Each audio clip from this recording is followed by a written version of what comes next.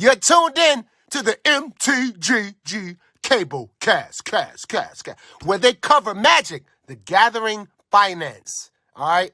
You don't know about it? You're tuned in right now and get ready to learn some shit. Buckle your seatbelts and light a blunt and get ready for the MtG Cable cast. Starring Reptar and Thirsty, them onion head motherfuckers. Alrighty, guys, welcome to the newest episode of the Cabalcast. And this week, now that we're basically going to do an episode we've been thinking about for a while, and now that we have officially entered the point of having more Universes Beyond than non-Universes Beyond product next year, we decided to do our episode. And that is Universes Beyond. What's our sentiment locally? How do we feel about them now that we've had a model change of sorts occur with the product line? Yep. Where are we? So with that, let's take it away. So up top, it's kind of funny. We are recording this late on a Wednesday night, and for whatever reason, there is just infinite crash out right now on social about Universes Beyond on the whole. Well after Turtle spoilers started to happen, Monday was the WotC stream, or maybe it was Tuesday, I can't remember. And for whatever reason, 24 or 48 hours later, there's just this absolute crash out. It started before the sentiment survey about Spider-Man went out, which we may touch on. It's just all this convenient confluence around this episode. Yeah. Up top, though, in regards to how I feel about UBs on the whole, it seems to be that the way I feel is echoed by a lot of my locals that only play Eternal formats. Not Commander, not Standard, not Modern, not Pioneer. Legacy and Vintage players only. Because they don't bother us that much. They might impact the game that we play, or the version of the game that we play, in a meaningful way, but they actually do help keep our formats fairly fresh and interesting.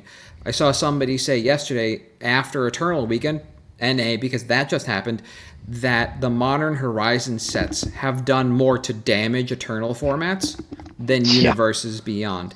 And so that's kind of where we are.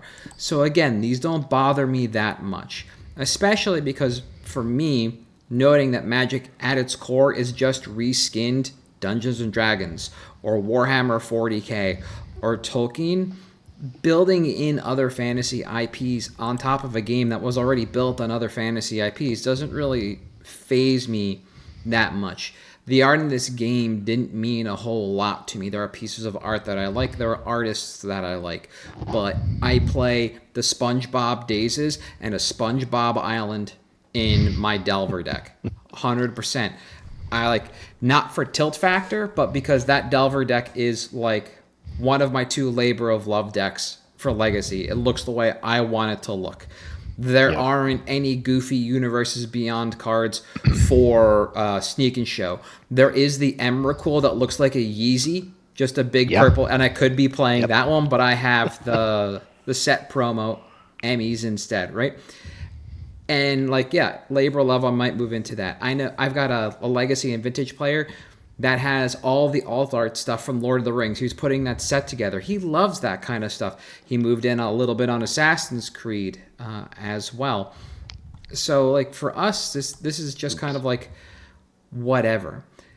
That said, I am sympathetic to the Magic used to be for Magic players sentiment that we are starting to see as well, because for people that just enjoyed the game for the game and the art that came along with the game, the art style that came along with the game, that is kind of passing. In 2026, they will be Magic as an IP will be the minority share of what happens in 2026. It's going to be external IP, external art, direction based for that. And so it loses those players, and I understand that, and I'm sympathetic to it. When it comes to the power level of UBs, for the most part, it feels like a lot of them are pretty on par with just general set design, where most are fine, and then you might have a runaway one here or there. So when you look at Final Fantasy and VV, that's a runaway standard set. If you pull VV back, is there anything else that's broken from Final Fantasy? Yeah, probably. But what happened in Kaladesh? They banned a card, banned another card, and then eventually just had to cull everything from the energy deck. Mirrodin, how many? They went through 4 ban rounds to get Affinity, 3 ban rounds. So that happens. I'm okay with that. That's business as usual. Fire design in and of itself, a different problem unrelated to this, and why the previous ban list for standard was like 8 cards long, has nothing to do with UBs. You gotta separate that. Yeah. And then like the one big note that keeps getting played is about the art and forcing Magic players to have to play IP art. I'm not a person that cares inherently about the art on most cards, like I said, but art is subjective, and it's important to understand how that impacts people. Similar to those Vorthos that are out there. And they're actually being deprived Magic story when WotC wants to pivot to universes beyond. So you have people that enjoy art, they're lost. The people that enjoy the story of Magic, they're lost. Nobody talks about the Vorthos for whatever reason. There are a lot of people that are saying, hey, we don't need to go to NYC 3 times in a year, but if you want to make it a block, call it a block. Yeah. But you lose the Vorthos as well in 2026, where they only have 3 out of 7 sets to really enjoy the story that is Magic. Like, how are you going to spin a story about like how the Avengers are teamed up with Jason Loot to save the multiverse? They haven't. They had the opportunity to, and they haven't done that yet. So they're losing people left, right, and center. And that's kind of how I've really been looking at this, because my microcosm of players is impacted more by Horizon sets than they are UBs. And for us, a lot of us just play the art we like, the art we can find, or the cheapest art. I got a guy who plays like 3 different arts for Entombs because that's all he could find at the LGS. He just bought them as they came in, and he doesn't care at all. Like, at all. Yeah. So for me and my player base, that's what I'm seeing. Standard at my LGS F&M attendance is, I want to say, holding steady, but it's about 6 to 8 people on the reg. And I guess there was this like gentle person's agreement not too long ago, seemingly, where nobody brings Is It anymore. Must be nice. Right? And it seems like nobody brings the black base decks that I was complaining about a while ago, where they're just like, I want to play the stupid fairy and as many edict effects as I can. That's not a deck, but it's just what I like. Like, those decks are gone, and now people are just playing like B tier stuff.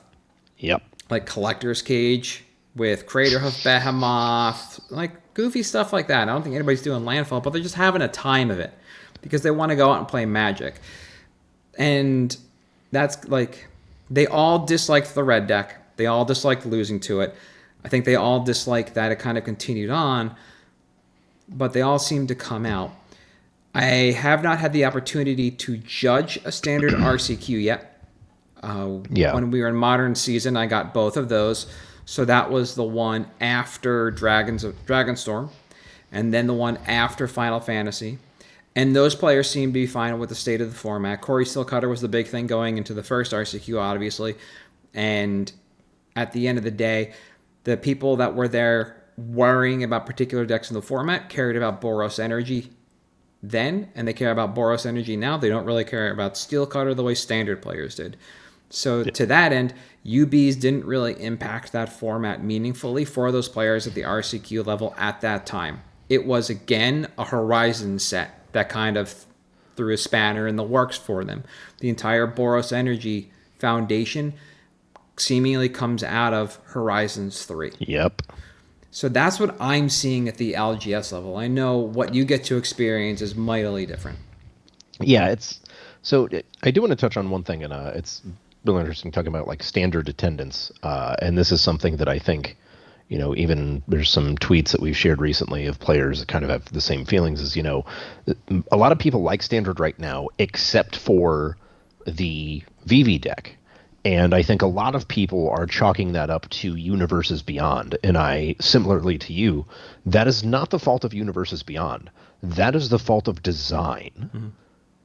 That can happen in every single set. It just happened to have an overly push card in Final Fantasy.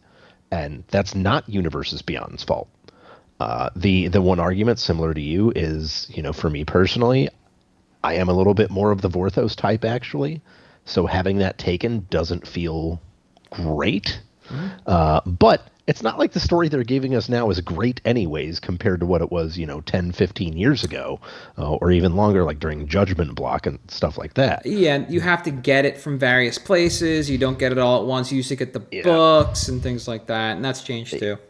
Yeah, and so that's, again, not an issue of Universes Beyond. That's a design issue. And I think that, for me personally, a lot of this conversation that has centered, which, seemingly today, I was sharing before we recorded, I literally didn't know about social media blowback for Universes Beyond until today, because our players have, and people I know in the area have been like, hey, man, I don't want Final Fantasy in my Magic the Gathering. If I want Final Fantasy, I'll play Final Fantasy. But seeing that, not what I expected, but I was kind of down on it anyways from that point of view. But it seems to me that most of the conversation that's going on right now, and this includes how it's been locally at the shop, everyone's mad that VV exists, that it's ruining this format. Similarly to how I think Rick, when he first came out, was ruining Legacy. Yes, the mono white Rick, yeah. And it was the same thing. And the problem is, again, I don't think the Universes Beyond, I just think it's a design problem. And I think that even as people are talking, even in store, hey, this Universes Beyond is too much, there's going to be cards that are too powerful. That concern hasn't been there for the Horizon sets, to your point, where people have been afraid it's going to come out and just completely break a format. Although at this point we kind of expect it to break multiple formats. Yeah. But, it's been very interesting because I think more people seem to be mad at the IP locally, just like IPs coming in. Someone said that it was Funko Pop the card game. Yeah. Is what it was turning into. And I had to take a second because I was like, oh my God, it is totally Funko Pop the card game now, is what it's turning into. But people are still interested in the cards, just not as interested necessarily. Yeah. Final Fantasy sold incredibly well. I'm sure Final Fantasy is going to do real well for us in the holidays. For those of you that don't know, they just announced another holiday line of Final Fantasy reprints today. But the one thing, and I touched on this in an episode before when I was talking about Spider-Man, was we were getting some people calling back that were after Final Fantasy, but not as many as you would think. Mm-hmm. And a lot of that has cooled off, and people are, I would, and have been chalking it up to fatigue with Universes Beyond. And I think there is an element of that there. But I think that most people may not realize what they're mad at is bad design rather than the existence of the Universes Beyond. Yeah. It just gives them an opportunity to engage in egregiously bad design, whether intentionally or otherwise. Yeah, I understand that part entirely because there was very much the opportunity for all the titular heroes and villains in Final Fantasy to just be wicked, polarizing, or not. Yeah. They could have gone either way, to make sure that they represented the IP as best as possible, or didn't really move the needle so much that everybody needed to have the set and it became inaccessible. And that is always a concern, how you treat the IP. Assassin's Creed, treated like dog water. That set is just absolute poo-poo. It's so bad. Similarly, people are finally taking interest in some of the more, not even unique Doctor Who cards, but some of the Some of the Doctor Who cards that have effects that they enjoy that aren't things like River Song that make you draw off the bottom of your deck. Like, all the clones are finally getting a little bit of hype. Like Flesh Duplicate, obviously, that thing ran away a while ago. But there's a 5-mana clone that's picking up right now. There's some stuff like that. It's not just the people, like I talked about, who are collecting the Doctor Who series that they like and the characters that sort of moving on. People are actually, finally doing things. It's not just like dinosaurs on a spaceship and some other odds and ends. The egregious design aspect is definitely something I worry about, because you have to treat all the characters that matter in such a way that they are good and they matter. And that's one of the problems with Spider-Man, is that like the characters that needed to be treated well just were not treated well. In fact, not a lot of things were treated well in Spider-Man. No. And so that set on itself isn't failing because necessarily of the IP. It's failing because it's a bad set. Just straight up a bad set. And there's that to separate. So if this set sold as Spider-Man and you could skin it through the secret layer portion of things, that would be more amenable for a lot of people because they're not being choked by Spider-Man. If the main set was, and I'm going to attribute this to Star City because this is where I first heard it, if it was Spiders, man, then it would be different. It would be a failing set full of spiders. And Ishkana to the moon. Yeah, basically, right? They just took all the names in the art that they're using for digital assets. Those are the paper cards, and you just put the Spider-Man skin on stuff in the secret layer store to be bought like most games do. Then you can just have the conversation of, well, the set is bad because it's bad. It's not bad because it's a universes beyond. And so we now have that conflation. And now there's just this negative hype around universes beyond and what it means for Magic. And it's difficult for me to really get behind a lot of the hate for universes beyond when, like I said, I'm not a person that cares about the art. When it comes time for like the Star Trek set, there's probably going to be something. Somebody's probably casting Spock somewhere in an internal format, because if any one of those characters ends up there, it's going to be him. Absolutely. Right. If I can't get a serialized Picard's flute, I'm rage quitting. Oh, God. Something. I don't know what, but something. That has to be him in that tunic choice. Please. Please. And the Gorn or whatever it is. I can't remember. I can never remember the name of that thing. Like, I get that. I understand the problem. It is weird to like throw a lightning bolt at Mr. Spock, or fatal push Mr. Spock, or swords to plowshares Mr. Spock, or force of will, and then you have this value rub. I get that. The game becomes Funko Pop. The game, it becomes really goofy, and it does impact the way things move forward. I dislike that we are 4-3 next year, Universes Beyond to Magic set. That is breeding a lot of negative sentiment from what I've seen, more so than the treatment of the IPs. Want to hear a tinfoil hat theory from one of the locals? Go for it. So the third Magic set is called like Aether Shatter or whatever. Yep. What if it is the multiverses splintering so that Universes Beyond can be in universe to license out sets? That's what I thought Edge of Eternities was going to be. I thought it was going to be that of like the Futurama episode where they go to the edge of the universe and they see themselves wearing cowboy hats on the other side. Like, so good. That's what I thought it was going to be. And then we broke out of the plane of existence that we live in with Magic, and like the greater world is out there. I thought that was going to be the thing.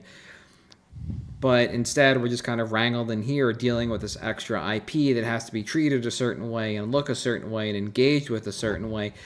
And despite the fact that I think they said there were only going to be like, is it 100 or less cards released sum total in 2026? Yeah. More than in 2025 across 7 sets. That means there's at least 2 small sets involved. That's still an overwhelming majority of cards that are non-representative of Magic the Gathering, and now you have to play your Aang alongside like a Leonardo, alongside Cloud, and it just becomes Funko Pop is a good way to look at it. Weibschwarz, Union Arena, is Bandai the one that owns that the other similar game where it's just skinned with various animes? Yeah, and Union Arena. They have all the Maybe that's what I was thinking of. Yeah, and it just becomes that, and all you have is a rule set, and you just buy IPs and plug them on, and maybe that's what Magic becomes. And if that isn't for a lot of people out there, then it's sad, because we were going to lose the Vorthos for that reason. We're going to lose people who enjoyed the art, the fantasy art, high fantasy, and not. And it is just going to become a plug and play game on top of a rule set that actually works. It frees up the company to do a lot more iterative design a lot faster that way. But, the sentiment overall that I've seen is just miserable. There was one conversation I had that I thought was really interesting, and there was something that I realized during it that I think is like crucial to me realizing that the conversation is about design, not the IP. And I said, well, a good example of Universes Beyond was the Warhammer set, like Triumph of St. Catherine. Like there were a couple of cards that impacted Eternal formats, but they didn't warp them. They didn't define them. And then I said, and then a bad set to me would be Lord of the Rings because of the One Ring. Mm-hmm. And I was like, wait, that's just design. That's not the IP. It's design. And as you touched on, like, they present an opportunity where you can't make Legolas into dog shit. It's Legolas. Yeah.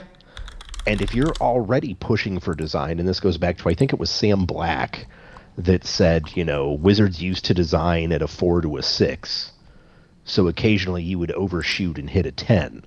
But when you're designing from an 8 to 10, you overshoot and hit a 16. And it's like, that's kind of what the Universes Beyond are. Yeah. But yeah, yes, it hasn't been great.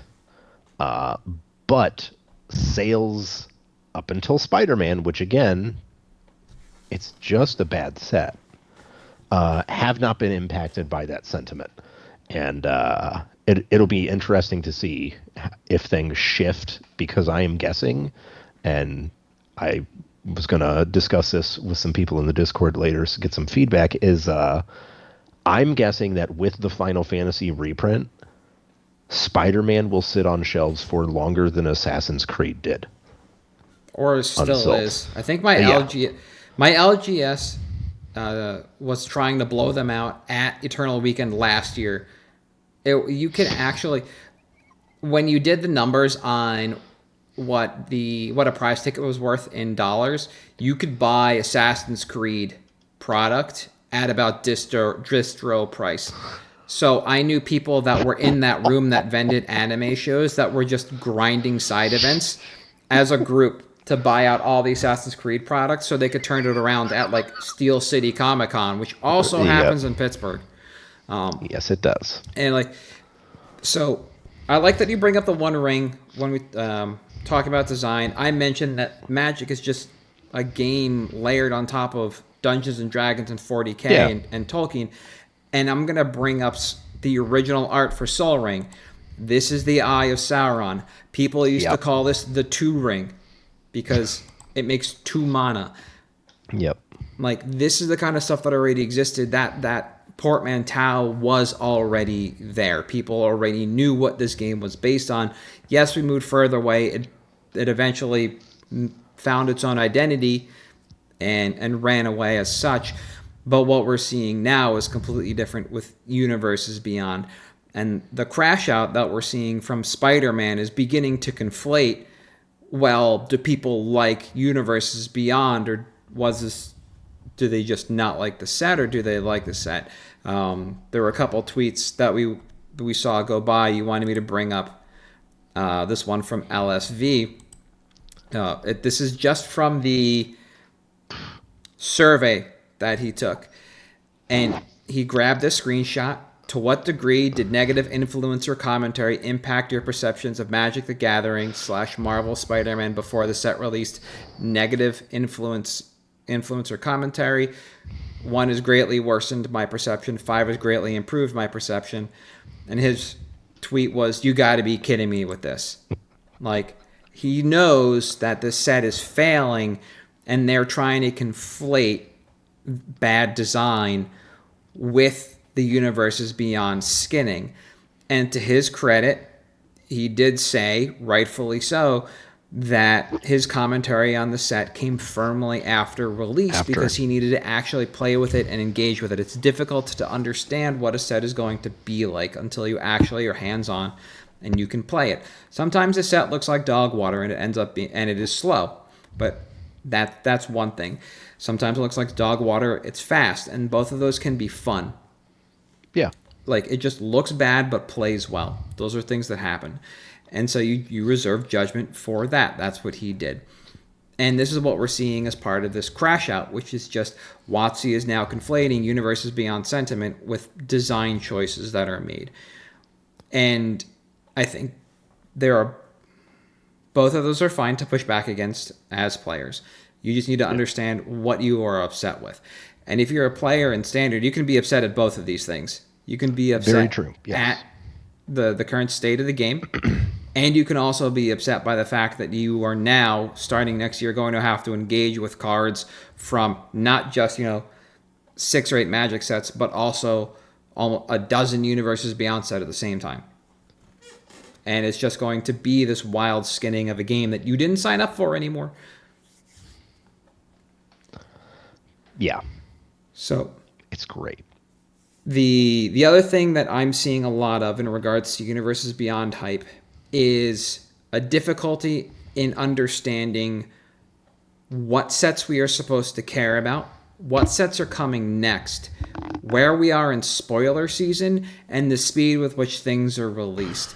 And when the Ninja Turtle stuff started to get spoiled, the professor of a Tolarian community college put out a fucking ripping tweet. And it started with, "As the sun sets on Avatar the Last Airbender." We don't even have that set yet, and we're looking at a Universes Beyond that isn't even the first one of 2026. It comes out in March of 2026, right? That's 5 months away. We're getting spoiled a set that's 3 to 4 down the pike, right? We've already sunset Avatar, and we haven't even started spoiling it yet. Technically, when this episode's released, I think it will be either late that week or the week after we start getting Avatar spoilers, and we are already in March. That is like one of the biggest problems I'm also hearing about is just they're pushing Universes Beyond, fine. They have to hype everything up, fine. But how am I supposed to focus on the game that I need to play in a month, and I need those cards when you're 5 months down the road? Yep. Like, where are we? Like, how am I supposed to keep up? Where am I supposed to get my news now? Because WotC's got one thing, creators have got another. They're operating at different speeds. Like, what's going on? This is another big criticism that we've been seeing for a while, and with next year with an additional set, it's only going to get worse. We will never leave spoiler season. It's awful because, like, on top of the wallet fatigue that you're already having because of all the releases, it's almost like there's an excitement fatigue along with it because people just aren't as excited anymore because they are. It's like, I was literally thinking before this episode, when was the last time we went 7 days with no spoilers?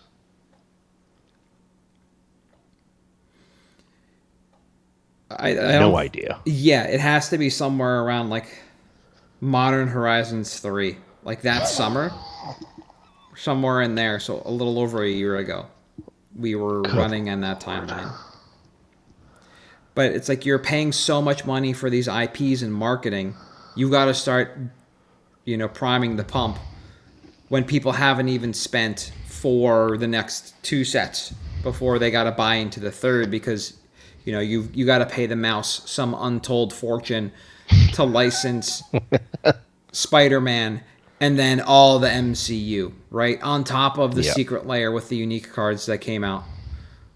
And the Deadpool secret layer, right? You just got to keep that The entire MCU at this point, yeah. Yeah, we know technically, I think that this is the last Marvel set we're going to get, but I would not be surprised if there are additional Marvel products that come to us eventually because they paid a lot.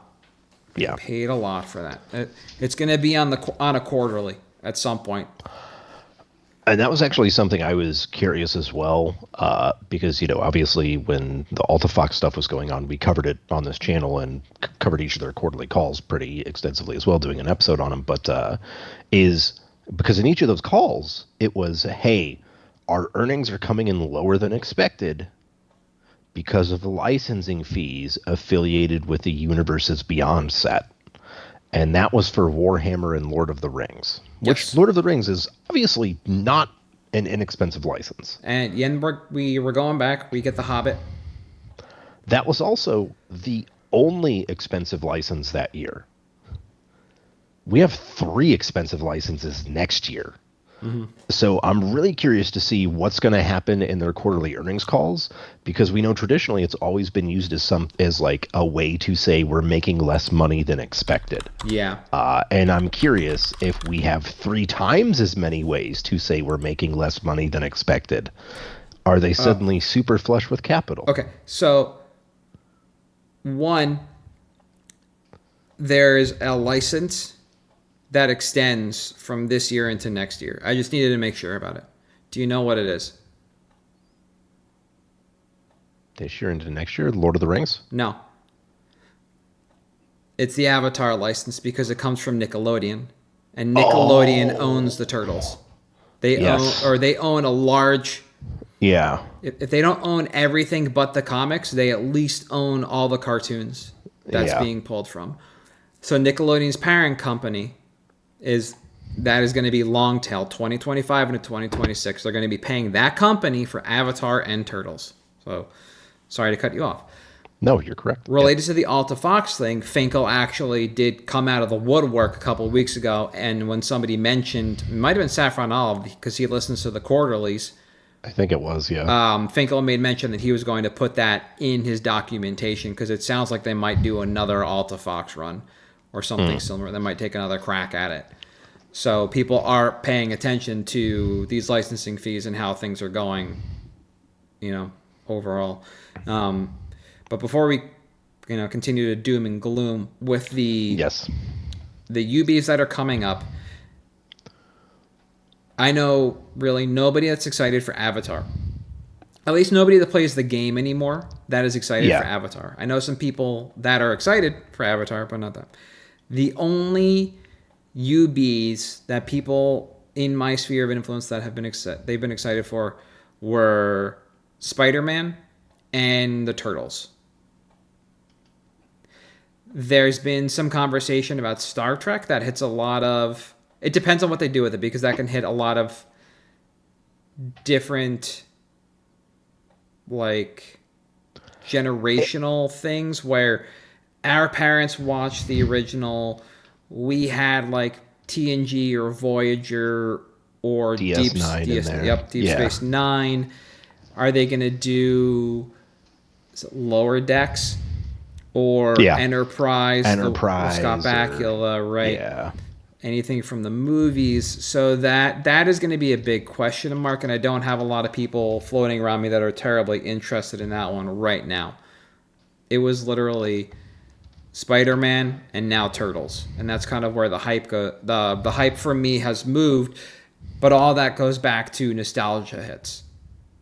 We grew up with the Spider-Man cartoon on TV. It had that badass Peter Frampton style intro, and we grew up with Turtles. It's still going. Turtles is now a generational thing, like Spider-Man. Have you personally or anybody you've talked to been interested in any of the IPs that are coming up, either Avatar this year or what we know next year? So Star Trek is one that I and a lot of other people I know are excited for because we're Trekkies. I feel like the VRD crew is very much a Star Trek. Oh yes, we are. Uh, and so like kind of excited for that one, but I played the Decipher game as a kid, so I have very fond memories of the Star Trek card game. So to me, that's always been what Star Trek the card game was the Decipher game from the 90s. I still have like my original decks in the house somewhere. And this kind of, okay, is it going to be as good as I remember that game being, which is like strike against it basically. And then the presentation on it looks like the way they've been making Star Trek cards for 50 years. And I have a few of those sets already. And most of the other people I know who are also excited for a Star Trek set aren't really excited for it outside of the sense that, ooh, this is an IP I like, and maybe some new people will get into it. Got it. So it's more about excitement of the exposure, because it is one of the IPs where I think there could be a crossover between the IP audience and long-term players. Warhammer, I thought, was that way as well. Yeah. There are just some IPs that lend themselves to that, and that's what it feels like we're mostly excited for, and also to kind of see if, any of our favorite moments that we haven't seen on a card before are on a card. Interestingly, this is the Star Trek logo is the reboot logo, but the art that they show us is of a very distinctly William Shatner Kirk. And the demo Spock from years ago is Leonard Nimoy. Yeah. Yep. I need Riker without a beard, Riker with a beard, and then Riker in the holodeck playing trombone. Oh, yep. Come on. In the jazz I want club. Riker straddling a chair. It's oh yeah. Oh, absolutely. Okay, yeah, and I thought the Warhammer stuff would have done better, but I wasn't playing at a store that really celebrated Magic the way that my current store does. Both of them still have a very heavy TTRPG crowd, and I think if a store was going to convert from TTG RPG players or sell to them directly, it would have been the one I'm at now, not the one I was at in Vermont. And I think the Star Trek set is going to appeal to those exact same players, and maybe some of the older D&D players that come in and use the facilities on-prem, because they are going to be older, they're going to recognize it, and it's going to be a lot easier to advertise to them when they're already in the store. Like, hey, here's this cool thing you remember. Yeah. Why don't you pick it up? Like the Star Wars, what's the U in Unlimited? The SWU standees that we had weren't very big. They were like 2 or 3 feet tall, and they were on the counters all over the place. But we get like 6 or 7 foot tall banners for Magic, like you would see at a vendor booth, like that kind of tall pull up banner. We get them for every set. So sure as shit, we're going to get them, or we had them for. We probably had the stupid blue Space Marine. It goes with everything for 40K, right? That stupid suit of armor. We will get something for Turtles. We will get something for Star Trek. We have Edge of Eternities, all this other stuff floating around. They're placed around the store. These people will pass them. It will be that spark. They might pick up packs, singles, what have you. Very easy to convert. And I think at the end of the day, that's the only hope with those, realistically. So I don't know. For me, when all's said and done, insofar as the hype around UB is concerned, is that's still really all that's left. We are shedding players seemingly faster than we are making them up, because Magic is no longer for Magic players. And the goal is to replace them with people who are interested in just skinning a rule set. Yeah. Which is perfectly fine. It's just a way to play the game. It's a way to engage with the game. You just have to understand that's the way the game is going to work, or the way the game is going. We will lose people along the way, and that is sad. Yeah. But that's just the way the game is going.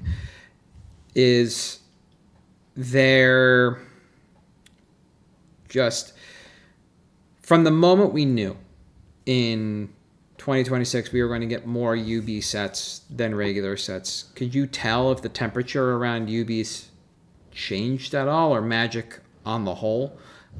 Or was that kind of still tucked into that design issue? I think it was still kind of tucked into the design issue. I think it's in the way that the pandemic was the best thing to happen to Magic sales, because it pushed everything to Arena, and that's what they wanted to do anyways, was accelerate onto platforms that are away from the LGS.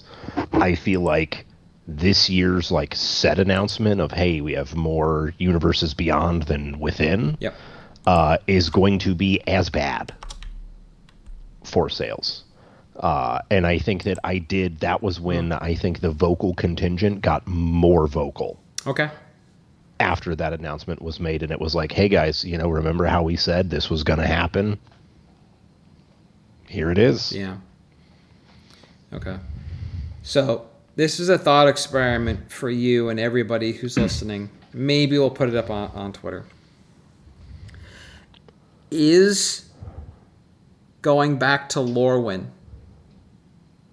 the same thing as bringing Avatar, Final Fantasy, Ninja Turtles, and Star Trek into Magic? Just trying to rekindle a nostalgia hit to bring new players or old players back. Short answer.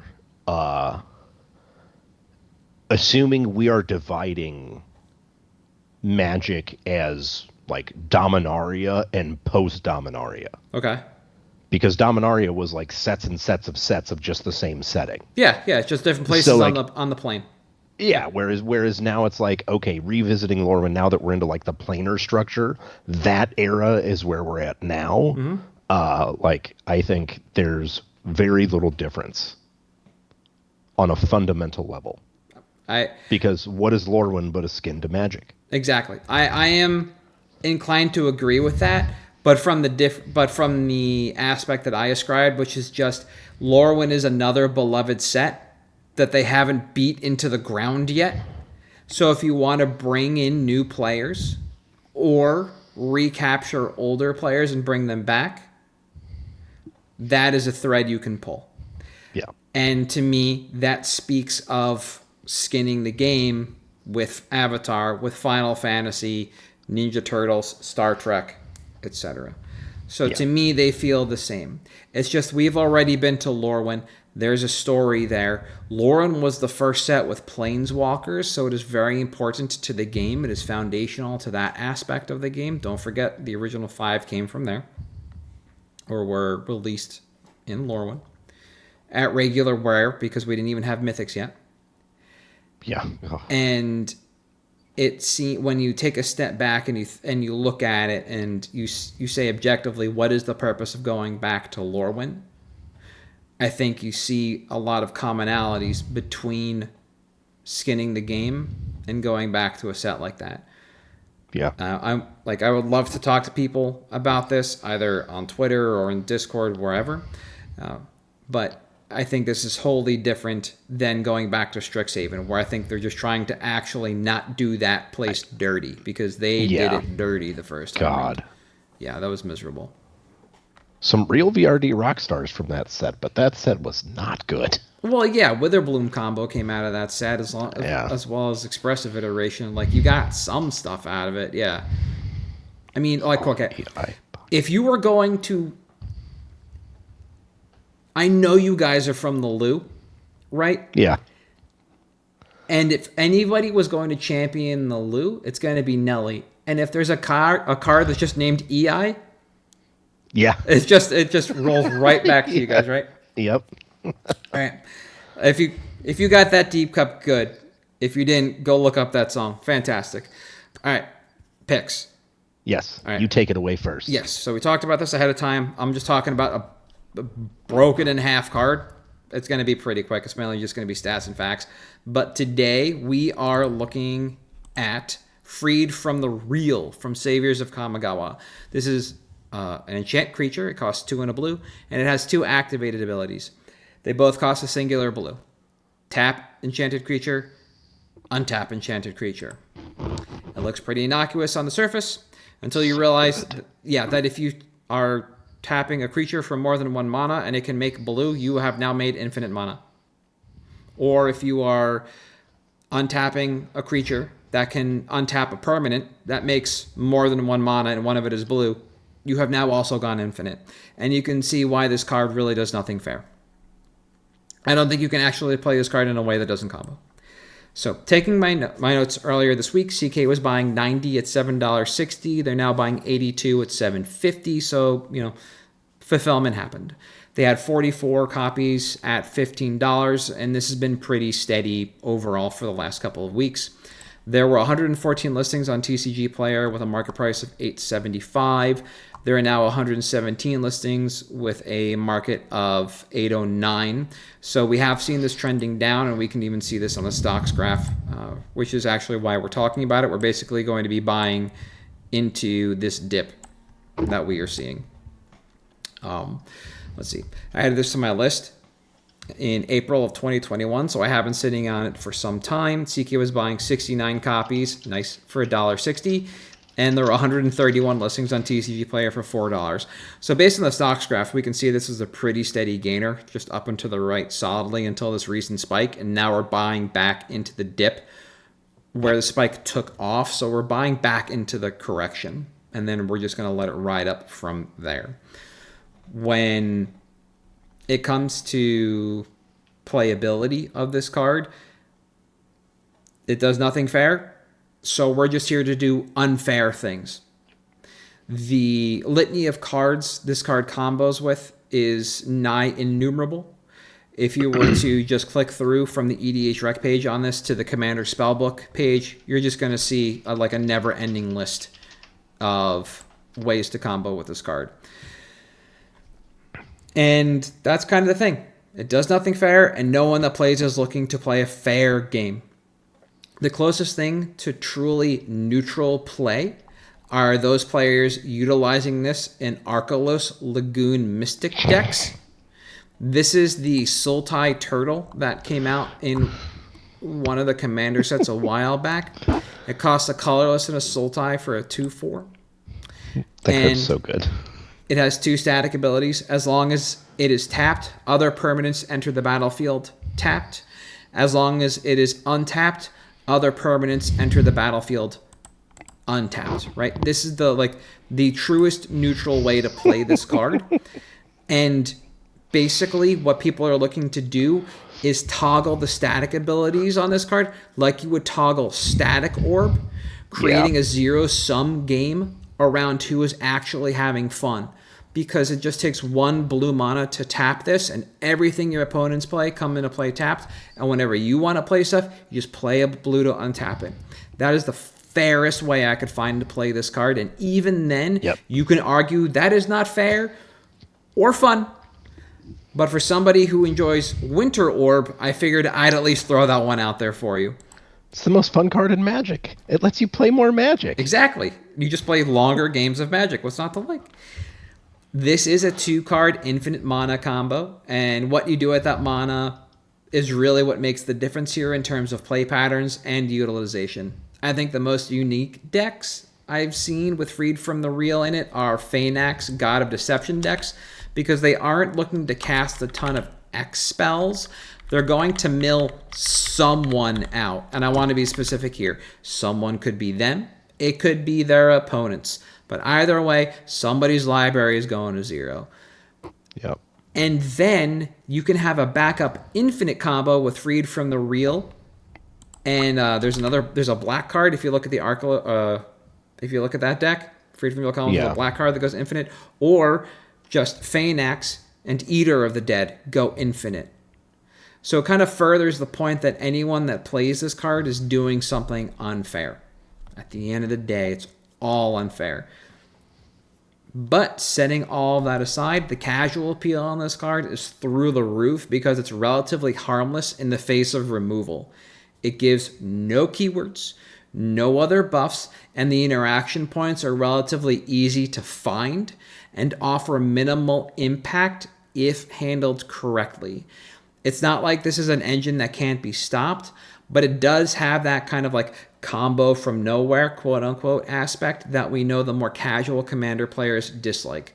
So this does kind of bookend the casual player base, appealing to the kitchen table players on the really far like casual side, and the more aggressive casual Commander players that want to do something degenerate, fun, but easy to interact with to ensure that there aren't too many feels bads when they go off, or there aren't too many non-games when they start doing the thing. And so this is like kind of a light touch card. Reading the card kind of explains the card here, and it's all unfair, but fun. Yeah, this card is the like, oh, hey, are we not playing hyper competitive? Okay, I'll take it out. Like when you're a really casual player, that's how you look at it. And then when you come back to the other end, you appreciate it again. Yeah. And I feel like that's, the way you put it is like the perfect way to describe this card. Also, this card is a common. Yes. Has had infinite opportunity to be reprinted at any time.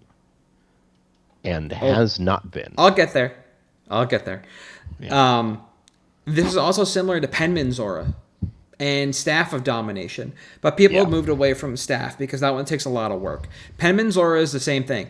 It's morphling. For those that don't know, what is it? A spooner. It's a spoonerism where if you take all the letters and rearrange them, it spells out "I am Superman," which is what we used to call morphling. Yep. Because it was nigh indestructible and would just win the game. Yeah, because when damage was on the stack, you just boost its toughness up, and I survived. Exactly. It's great. And Penman's Aura also has the ability to untap the enchanted creature, so you can just make infinite mana. There's an infinite mana combo in Standard with Penman's Aura for a bit. Same set. I think in Legion there was an elf that tapped for any amount of any color, and Penman's Aura.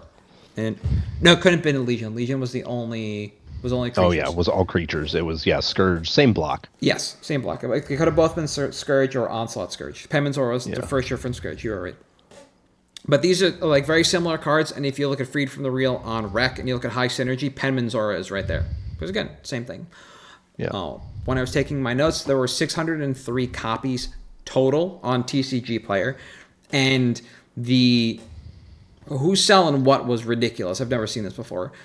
On page 1, Dragon Lair Games had 34 Nearman copies at $8 and $1 shipping, 19 LP copies at $8.83 plus $1 shipping. Zeffy's Game, also on page 1, had 31 MP copies for $8.59 with $1 shipping. On page 2, that card that spiked has 57 Nearman copies at $12. Also on page 2, Waypoint has 14 LP copies of $12. On page 3, the Magic Fox has 12 Nearman copies at $20. Snowdrop Games, 23 LP copies at $18. Nerdy Necessities, 17 MP copies at $8.76 and $5 shipping. Or $18.76, sorry, and $5 shipping. Right? I've never seen... it's an old Amazon card, but how are you sitting on that many? I don't know. To your point, it is a common. It was bulk for forever. But yeah, how do you have just that many copies sitting around unless you've been buying them over time and watching the graph, which has been a common thing. This is why I wanted to wait for this card to organically take off, and that's why 4 years after I put it on my list, we're looking at it because the growth was finally sustainable. It spiked, so that brought it back up on my list. Not worth talking about it until some adjustment happened. Now we're in the dip, right about where we left off, and now we're just going to see it start to rise slowly and steadily. Now, all that aside, 603 copies when I was taking my notes. This sells between Nearman and LP about 12 copies a day, but the market price moves from $8 to over $10 before the first 200 sell through, and then it becomes a $12 card shortly thereafter, and until the next 200 sell through. And then it goes from 12 towards 18. This means our timeline is about a month, so we can flip anything under $10 back onto TCG Player for $12 or more and start seeing decent profits. And if we want to sit on active listings for, I think I said like 3 months, we can start selling this for about 15 to 18, around there. Buy lists aren't really lagging that far behind, but it seems that they are able to maintain quantity with a buy price at about 90% of market, which does mean minimal profit in credit. But I do not know when they will adjust their numbers to be $10 on the buy. And that's exactly what we saw at the top of the episode. CK was buying 90, now they're buying 82. Their number is good enough. It's $9.75 credit for either somebody to arbitrage over some low price copies, or just shove a couple to them. This is what we expected. This is why they're not necessarily lagging like we've seen them do before. They're just moving, like, the slope is smaller than the open market because people are happy to flip to them. So I would flip the TCG player before I flip the buy lists. When it comes to reprint equity on this, there is a Masters 25 printing, a The List printing, and a Secret Lair printing. It seems WotC knows that this card breaks creatures that can produce more than 1 blue mana, or a creature that can untap a permanent that can produce more than 1 blue mana. Thus, I'm hesitant to say they're going to bring us back in any meaningful capacity, and we're safe from constant reprints. Because WotC likes to put in their Karu lands, the bounce lands from Ravnica. They make 2 mana. WotC likes to give you creatures that untap permanents. And when they give you a Soul Ring, if there's opportunity to try and convert that into blue, guess what? Now you're going off. It's very difficult to put Freed from the Real in any kind of product at any rarity where it just doesn't go infinite. This is not a rare. You can't put this at rare in a set and expect people to accept that, or even meaningfully make that decision internally, just to make it more difficult to put the combo together. They put Anime Dead and World Gorger Dragon in Ultimate Masters. Both at Mythic, I think. Or no, World Gorger was a Mythic and Animate was a rare. Yes. So the odds of hitting that were infinitesimal in a draft. Not zero, but very small. But both of that is an appropriate rarity for both of those cards. You can convince people that Freed from the Real should be an uncommon, but that means you have to be extremely careful with every single creature you print, because now they all have vigilance. Yep. The end. It's the birthing pod problem. Exactly. The one card in that set is going to impact 200 other cards. All spells, all creatures. So it is meaningfully difficult to put this card in anything. By quantity, I've had too much stuff to check on in terms of what I have and what I don't. I don't know how many of these I own or if I own any. I was looking to pick up about 8 this week just so I knew I had my copies to sit on for play, and then another 4 to just turn back around eventually. Personally, I do believe in the card. I just have this and a couple of other things I needed to pick up, so I just am a little thin. Like, I need foils for pre-modern because Madness is a deck. Yeah. You know, there's like, I still need Quantum Riddlers and things like that. I just have like an amount of money I need to slush around this game, and so buying a bunch of Freed from the Reals was not in the cards, no pun intended. So, and do you have any stories about playing against this card in draft? Because I'm pretty sure you were active during Cock Block, right? Yeah, I was. It was awful. I loved the card, but it was, in a Karu set or a Karu environment, I guess. Because back then you would draft by block. So when the third set came out, it was Champions, Saviors, Betrayers. But at the time, just Saviors. It was Saviors. So it was all 3. And that format was wild. But also, pretty much everyone looked at Freed from the Real and was just like, oh, well, we all remember, Tolarian Academy. This card's insane. And, just knew. But yeah, it was, but that was in a 60-card format.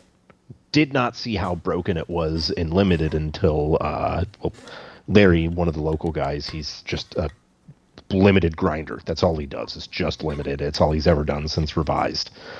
He had some insane draft pools with Freed from the Real, but yeah. Okay, your pick. Yes. So I am going back to the well to revisit something that I called out earlier. So I am picking Mana Crypt by way of Jeweled Lotus. So when the ban happened last year and we had the, doom and gloom over the EDH format, Dockside's gone, Jeweled Lotus is gone, Mana Crypt is gone, and there was all that hubbub over, are they going to start the community format driven everything? Who knows? It said, hey guys, pay attention to these cards because they're not going to leave them banned forever. And I've been periodically checking in just to see where prices are and everything. And if you look at the stocks graphs, you'll see the crater afterwards. Well, over the last week, I noticed something very interesting happening with the Jeweled Lotus. And the reason I had been paying attention to Jeweled Lotus the most is because of those 3 cards, which were obviously huge in the EDH format, it was the one that had literally no utility anywhere but EDH as a format. So if movement was going to start happening on those cards, it should happen there first. Yep. Look, people are never going to play Dockside in Legacy or Vintage with any regularity, but it could see play there. Mana Crypt does see play there. So Jeweled Lotus was the one I was paying attention to, and I noticed that for the first time in over a year, both the market and average were going up. Additionally, more copies started selling every day of Jeweled Lotus. So today, I am calling out Mana Crypt. Because if of those big 3 cards, we are starting to see movement on the first one, which you would expect to see that movement on before the others, well, maybe now it's time to go after some of the other cards in the group.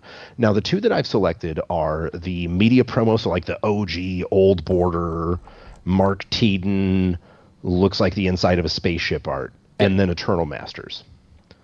Eternal Masters is, as far as we know, the highest print run of that card.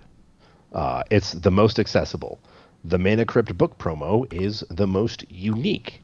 And if you look at the stocks graph, you see something very interesting happening here. Market and average are staying consistent with both versions, while low is dropping.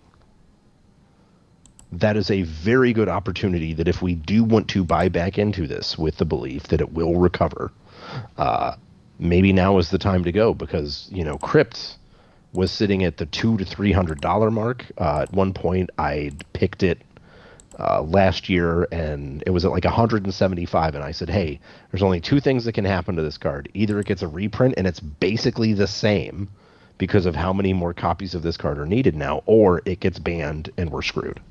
Well, we got banned. And now is a great opportunity for us to buy back in, because I firmly believe there will be an unbanning of that card in EDH. I think especially locally, a lot of the play groups have started adopting a house list that allow Mana Crypt, Jeweled Lotus, and or Dockside, and or Thoracle. Whatever. But if that's starting to happen at the grassroots movement, that's something that Wizards of the Coast is going to have to pay attention to at some point in order to keep their format going. And when that happens, I expect these cards to come off. So, right now I have 4 total copies, that's 2 of each, of Eternal Masters and the book promo, because they are a little bit pricier at a little over $100 still. Yep. So obviously don't want to park a ton into it. But prior to the bannings, they were literally at the $200 to $300 range. So we're looking at like a double up if/when they get unbanned, if we believe that's going to happen, which again, I do. So having seen that movement, I just wanted to say, hey guys, this might be like not necessarily an inflection point on going in on Mana Crypt, but here's an opportunity where we're starting to see a little bit of stability and growth on this one example. Yep.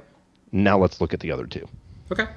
Yeah, I like when we can do that. When we can take a look at something and say, because of this, we can now move one step past it. We can get ahead of the curve, however you want to look at it. And those 3 are going to be tied together. Dockside's probably the furthest one down on the list. Yeah. The cards to get. unbanned, I would expect, because that of the cards that warped even CEDH, of the 3, it was that one the most because it gave red a ton of power beyond some of the obvious ones, those being Deflecting Swat, Gamble, Underworld Breach, Ragavan. Yeah. Right. Those are some of the most powerful red spells in the format that aren't counter spells. Yeah. Jeweled Lotus and Mana Crypt are agnostic. They just go in every deck. They make everything easier to cast. It doesn't matter what you are doing. You don't need to be combo. You can be a value engine. It doesn't matter. They make your deck better just by being in it. Exactly. So I can see one or both of those eventually getting unbanned. It's not like they really swung the format too much. And even though we're still in beta for close to a year on the brackets, yeah, making them game changers means you do have to kind of pay the price, literally and figuratively, to enjoy these cards. Like if you want your Mana Acceleration, if you want your Ancient Tomb, Mana Crypt, cool. That's 2 out of 3 game changers right there, and you got one left before you hit, bracket 4. Yeah. One more puts you in bracket 3, and then after that you're in bracket 4. So, good luck. I hope you're ready for a higher form of war. Yeah, exactly. So there's the absolute possibility that these come off, and buying into... It's kind of the same thing as buying into the speculative unbanning of, like we used to joke about, Stoneforge Mystic and Splinter Twin. Yeah. In Modern, but we were never looking at the same kind of change to a format that we are seeing with the bracket system. Yeah. And I know there are a lot of people that are asking for cards to come off the ban list, or maybe even reinstitute banned as a commander. Yeah. And then reevaluate the format. So there's a lot of opportunity for cards like this to do something meaningful, to be something meaningful, to change the format in a meaningful way. Yeah. And I like the look and I like the call out. And so I think this is one of those things where if you do believe that the format will see a meaningful shakeup, Jeweled Lotus and Mana Crypt are definitely like two of the most meaningful cards to look at. Yeah. So I like the continued call out on it. All right. Anything else for this week? Nope, that does it. All right. So for at MtG Cabalcast on Twitter, Facebook, Patreon, and YouTube, I am at Halt I Am Reptar. You are at Damon _Thurston. And we'll see you next time.